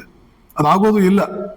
ಇದೇ ಶಿಕ್ಷಣ ವ್ಯವಸ್ಥೆ ಮುಂದುವರೆದ್ರೆ ಸರ್ಕಾರ ಅಂತಂದ್ರೆ ಅವ್ಯವಸ್ಥೆಗಳ ಆಗರ ಅನ್ನೋದೊಂದು ಬಿಟ್ಟು ಬೇರೆ ಯಾವ ರೀತಿಯಲ್ಲೂ ಅದಕ್ಕೆ ಗುಣವಾಚಕವನ್ನು ಬಳಸೋದಕ್ಕೆ ಸಾಧ್ಯ ಆಗಲ್ಲ. ತಮ್ಮ ಮಾತಿನ ಮಧ್ಯೆ ಆಧುನಿಕ ಸಮಸ್ಯೆಗಳಿಗೆ ಸ್ವಾಮಿ ವಿವೇಕಾನಂದರು ಪರಿಹಾರವನ್ನು ಸೂಚಿಸ್ತಾರೆ ಅಂತ ಹೇಳಿದ್ರಿ. ಎಲ್ಲೋ ಒಂದು ಕಡೆ ಇಂದಿನ ಯುವಜನತೆ ಸ್ವಾಮಿ ವಿವೇಕಾನಂದರ ಸಮಗ್ರ ಜೀವನವನ್ನು ಅಧ್ಯಯನ ಮಾಡ್ತಾ ಇಲ್ಲ, ಮತ್ತು ವಿಶೇಷವಾಗಿ ಪುಸ್ತಕ ಓದುವಂಥ ಹವ್ಯಾಸವನ್ನು ಕಳ್ಕೊತಾ ಇದ್ದಾರೆ. ಅಂದರೆ ತಮ್ಮ ಸಮಯವನ್ನು ಬೇರೆ ಬೇರೆ ಚಟುವಟಿಕೆಗಳು ತೊಡಗಿಸಿ ಹಾಳು ಮಾಡ್ಕೊತಾ ಇದ್ದಾರೆ. ಹಾಗಾಗಿ ಇಂದಿನ ಯುವಜನತೆಯಲ್ಲಿ ಪುಸ್ತಕ ಓದುವಂಥ ಸಂಸ್ಕೃತಿಯನ್ನು ಬೆಳೆಸುವ ನಿಟ್ಟಿನಲ್ಲಿ ತಮ್ಮ ಸಲಹೆ ಏನು? ಇಂಗ್ಲಿಷ್ ಮೀಡಿಯಂ ತೆಗೆದುಹಾಕಿ ಮಕ್ಕಳು ತನ್ನಿಂತಾನೆ 20 ಪುಸ್ತಕ ಓದ್ತಾರೆ ಒಂದೊಂದು ವರ್ಷ. ಅಂದ್ರೆ ಮಾತೃಭಾಷೆಯಲ್ಲಿ ಶಿಕ್ಷಣ ಕೊಡಬೇಕು. ನ್ಯಾಚುರಲಿ ಅತ್ಯಂತ ಮುಂದುವರೆದ 25 ದೇಶಗಳನ್ನು ಪಟ್ಟಿ ಮಾಡಿ. ಯಾವ ದೇಶಗಳು? ಅತ್ಯಂತ ಮುಂದುವರೆದ 25 ದೇಶಗಳನ್ನು ಪಟ್ಟಿ ಮಾಡಿ. ಬಹಳ ಹಿಂದೆ ಬಿದ್ದು ಕಳೆದ 25-30 ಬೇಡ 30-40 ವರ್ಷಗಳಲ್ಲಿ ಅತ್ಯಂತ ಮುಂದುವರೆದ ದೇಶಗಳ ಪಟ್ಟಿ ಮಾಡಿ. ಆ ಎಲ್ಲ ದೇಶಗಳಲ್ಲೂ ಶಿಕ್ಷಣ ಪದ್ಧತಿ ಮಾತೃಭಾಷೆಯಲ್ಲಿ ಇದೆಯಾ, ಬೇರೆ ಭಾಷೆಯಲ್ಲಿ ಇದೆಯಾ ಅನ್ನುವಂಥದ್ದನ್ನು ನೀವು ನೋಡಿ. ಈ ದೇಶದ 90% ಸಮಸ್ಯೆಗಳಿಗೆ ಪ್ರಾಥಮಿಕ ಶಿಕ್ಷಣ ಇಂಗ್ಲಿಷ್ ಮಾಧ್ಯಮದಲ್ಲಿರೋದೇ ಕಾರಣ, ಮಾತೃಭಾಷೆಯಲ್ಲಿ ಇಲ್ಲದೆ ಇರೋದೇ ಕಾರಣ. ಅದು ಯಾರಿಗೂ ಅರ್ಥವಾಗ್ತಾ ಇಲ್ಲ. ಯಾಕೆಂದ್ರೆ ಇದು ಅರ್ಥವಾಗುವಷ್ಟು ಬುದ್ಧಿ ಬೆಳೆದಿರೋರು ಆ ಶಿಕ್ಷಣ ವ್ಯವಸ್ಥೆಯಲ್ಲಿ ಇಲ್ಲವೇ ಇಲ್ಲ ಯಾರು. ಇಂದಿನ ಶಿಕ್ಷಣ ಪದ್ಧತಿಯನ್ನ ನೋಡ್ತಾ ಇದ್ರೆ, ಗಮನಿಸ್ತಾ ಇದ್ರೆ, ಎಲ್ಲೋ ಒಂದು ಕಡೆ ಇವತ್ತು ಶಿಕ್ಷಣ ಅನ್ನುವಂಥದ್ದು ಒಂದು ಉದ್ಯಮವಾಗಿ ಬೆಳೀತಾ ಇದೆ. ಅಂದ್ರೆ ಒಂದು ಮೌಲ್ಯಯುತ ಶಿಕ್ಷಣವನ್ನ ಕೊಡ್ತಾ ಇಲ್ಲ. ಆಮೇಲೆ ಅದರಲ್ಲಿ ಹಣ ಸಂಪಾದನೆ ಶಿಕ್ಷಣ ಸಂಸ್ಥೆಗಳ ಮುಖ್ಯ ಧ್ಯೇಯೋದ್ದೇಶ ಆಗಿ ಪರಿವರ್ತನೆ ಆಗ್ತಾ ಇದೆ. ಆಮೇಲೆ ಮಕ್ಕಳ ಮುಖ್ಯ ಗುರಿ ಅಂಕ ಗಳಿಕೆ ಮಾಡುವಂಥದ್ದೇ ಅಂತ ಅವರು ಭಾವಿಸ್ತಾ ಇದ್ದಾರೆ. ಅದರ ಒಟ್ಟಿಗೆ ಪೋಷಕರ ಒತ್ತಡ ವಿದ್ಯಾರ್ಥಿಗಳ ಮೇಲೆ ಬೀಳುತ್ತೆ. ಸಹಜವಾಗಿ ಮಕ್ಕಳು ಸಹ ತುಂಬಾ ಒತ್ತಡಕ್ಕೊಳಗಾಗಿ ಎಲ್ಲವನ್ನು ಬಾಯ್ಪಾಠ ಮಾಡಿ ಹೋಗಿ ಎಕ್ಸಾಮ್ ಬರೆದು ಅಂಕಗಳನ್ನ ಗಳಿಸ್ತಾರೆ. ಇದರಿಂದ ಯಾವ್ದಾದ್ರು ಉಪಯೋಗ ಇದೆಯಾ? ಅಥವಾ ನೀವು ಇದಕ್ಕಿಂತ ಮುಂಚೆ ಒಂದು ಪ್ರಶ್ನೆ ಕೇಳಿದ್ರಿ, ಸ್ವಾಮಿ ವಿವೇಕಾನಂದರ ಚಿಂತನೆಗಳಲ್ಲಿ ಎಲ್ಲಾ ಸಮಸ್ಯೆಗಳಿಗೂ ಪರಿಹಾರ ಇದೆಯಾ ಅಂತ. ನಾನು ಹೌದು ಅಂತ ಹೇಳಿದೆ. ಶಿಕ್ಷಣ ಪದ್ಧತಿ ಹೇಗಿರಬೇಕು ಅಂತ ಒಂದು 200 ಪುಟಗಳಷ್ಟು ಸ್ವಾಮಿ ವಿವೇಕಾನಂದ ಹೇಳಿದ್ದಾರೆ.